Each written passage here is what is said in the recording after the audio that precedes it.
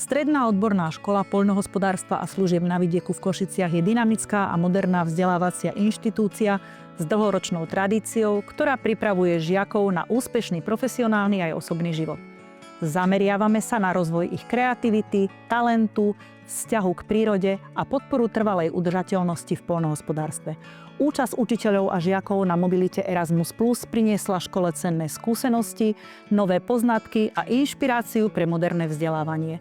Účastníci spoznali inovatívne poľnohospodárske postupy, zlepšili si jazykové zručnosti a nadviazali medzinárodnú spoluprácu. Učitelia získali nové kontakty a podnety pre výučbu.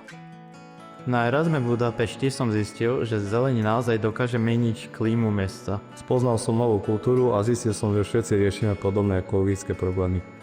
Erasmus Plus mi ukázal, aké dôležité je vedieť cudzí jazyk, pomohol mi prekonať strach a začať rozprávať. Po navrate z Budapešti sa snažím premýšľať viac ekologicky aj v bežnom živote.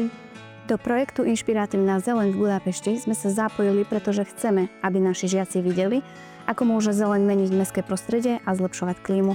Projekt prepojili dve aktivity Job Shadowing pre odborných pedagógov a mobilitu žiakov, ktorí spoločne hľadali spôsoby, ako priniesť inšpiratívnu zeleň aj do našich priestorov školy a mesta.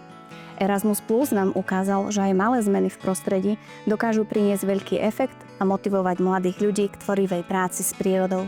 Vďaka účasti na mobilite Erasmus Plus sme posilnili našu spoluprácu s partnerskou školou v Budapešti, podporili rozvoj školy a zvýšili jej prestíž doma aj v zahraničí.